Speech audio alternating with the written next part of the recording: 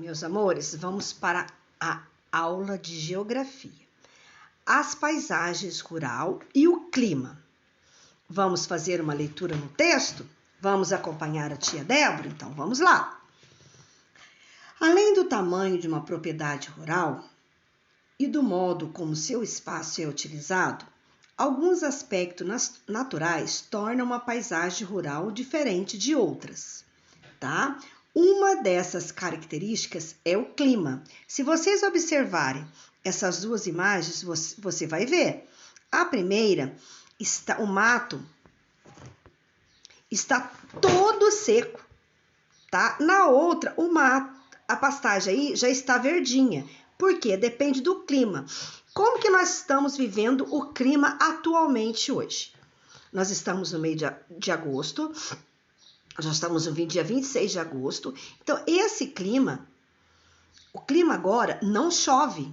A gente raramente ter chuva. Então, se você olhar ao seu redor, numa paisagem rural, tá tudo seco, tudo cheio de pó, não é mesmo? Daqui uns dias começa a chover, aí vai ficar tudo verdinho. Logo chega, nós estamos no inverno ainda. Logo nós vamos entrar na primavera e tem mais chuva, não é verdade? Então vamos lá. Entre as características do clima que exerce grande influência na paisagem rural está a temperatura do ar.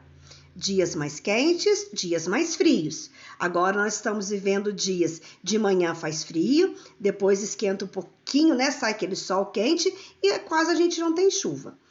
Algumas dessas paisagens caracterizam pelo cultivo de produtos que adaptam a baixas temperaturas, como é o caso do trigo. Quer dizer que agora, para o trigo, é bom esse clima seco. Depois, quando começa a chover, esse clima já não é bom mais, não é verdade? Por exemplo, quando a gente o milho, quando que a gente vai ter milho? A gente vai ter mais milho em grande quantidade quando começa a chover, né? De dezembro começa a plantar o milho, janeiro, fevereiro e março tem tão grande plantação de milho.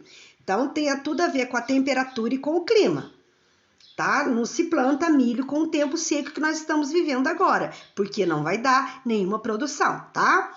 Outra paisagem caracteriza pelo cultivo de lavouras que se desenvolve com temperaturas altas, como é o caso da soja e da cana-de-açúcar. Observe a imagem a seguir. A primeira imagem, paisagem da lavoura de trigo no município de Nova Fátima, Paraná, em 2015. Depois, é uma paisagem de lavoura de soja, tá? No município de Formoso do Rio Preto, na Bahia, 2017.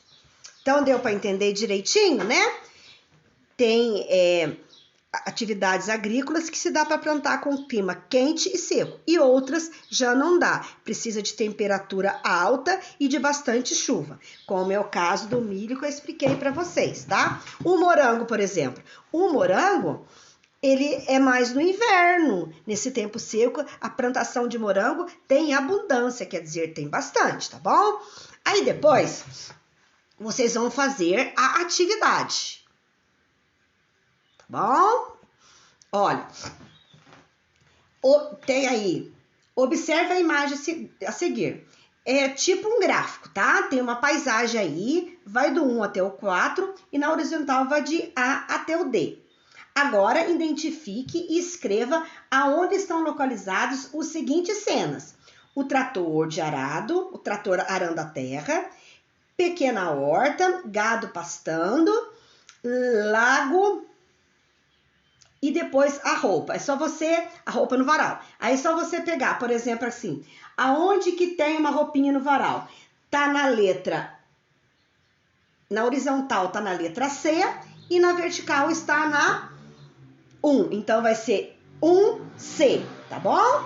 E aí por diante. Depois você vai fazer o seguinte.